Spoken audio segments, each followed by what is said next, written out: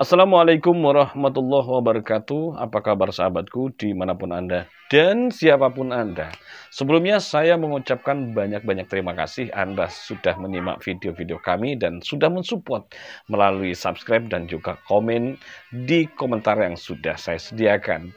Kasus pencabulan di beberapa daerah menjadi perhatian publik. Banyaknya kasus membuat masyarakat menjadi resah. Karena pesantren di mana anak-anak menimba ilmu justru dimanfaatkan oleh oknum-oknum yang tidak bertanggung jawab. Seperti halnya di Kabupaten Jember, di mana salah satu pengurus pesantren Al-Jalil II, Fahim Mawardi, melakukan tindak pidana pencabulan terhadap santriwatinya. Hal ini dilaporkan oleh istrinya sendiri dan hingga saat ini Fahim Mawardi telah dipastikan atau dinyatakan sebagai tersangka oleh Polres Jember dan ditahan. Dari proses penahanan ini ada hal yang menarik bahwa berdasarkan keterangan dari pihak polisi, korban hanya satu orang, berinisial ANS, itu pun umurnya 19 tahun. Dari inilah kuasa hukum tim dari Fahim Mawardi menanggapi ketidakseriusan dari pihak Polres. Berdasarkan pengetahuannya bahwa polisi tidak seharusnya menjadikan kliennya sebagai tersangka, apalagi menahannya. Langkah yang akan diambil oleh tim kuasa hukum Mawardi melakukan perlawanan melalui pra-peradilan. Jadi pihak polisi digugat atas penempatan kliennya sebagai tersangka karena tidak memenuhi unsur-unsur yang bisa menjerat kliennya sebagai tersangka, apalagi ditahan. Karena menurut tim kuasa hukum Fahim Mawardi, korban berinisial ANS itu bukan korban dari pencabulan. Dirinya mengaku tidak merasa dirugikan atas kasus itu dan merasa tidak dicabuli. Tapi polisi tidak mengungkapkan secara detail berapa korban yang sudah dikantongi oleh pihak kepolisian. Inilah yang menjadi jebakan dari tim kuasa hukum.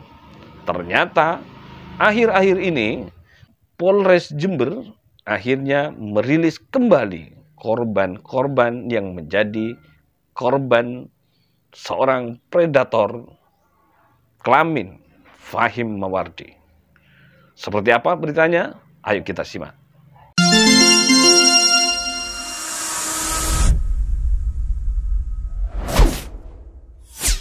Polisi merilis secara resmi kasus dugaan pencabulan yang dilakukan pengurus Ponpes Al-Jalil II Jember, Muhammad Fahim Mawardi.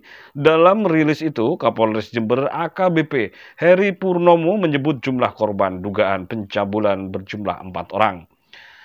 Namun Heri enggan menyebutkan inisial dan status korban. Dalam rilis yang bertempat di ruangan Rupatama, lantai 2 Mapolres Jember itu, Heri juga enggan menjawab pertanyaan dari pihak media terkait pencabulan dan tindak pidana kekerasan seksual untuk dasar LPB nomor 04 tanggal 5 Januari untuk kejadian sendiri terjadi pada periode Desember 2022 dan Januari 2023. Modusnya bahwa tersangka telah melakukan pencabulan terhadap para korban di sebuah ruangan studio yang ada di dalam pondok.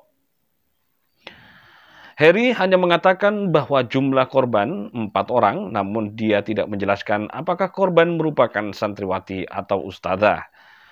Menurutnya, untuk korban ada 4 orang, kami tidak sebut untuk nama-namanya. Tersangka MF, Muhammad Fahim, merupakan pemilik pondok dan dari hasil penyelidikan dan penyidikan, penyidik telah menetapkan saudara MF sebagai tersangka. Nah, selanjutnya telah dilakukan penahanan.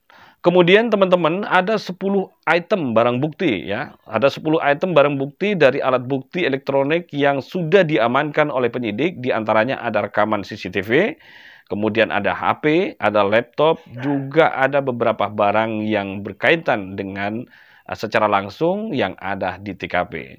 Nah, kemudian lebih lanjut soal ancaman hukuman yang diterapkan terhadap tersangka, Heri menyebutkan ada sejumlah pasal yang disangkakan, yakni Undang-Undang Perlindungan Anak, Undang-Undang Tindak Pidana Kekerasan Seksual, dan KUHP. Nah, itulah teman-teman sekedar informasi terbaru dari kasus Fahim Mawardi.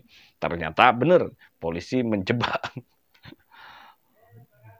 Oke, demikian teman-teman sekilas informasi. Kita update terus berita-berita apa saja yang bisa kami rangkum dalam sebuah berita yang menarik sehingga kita dapat edukasi secara langsung dan juga kita bisa tetap waspada. Assalamualaikum warahmatullahi wabarakatuh.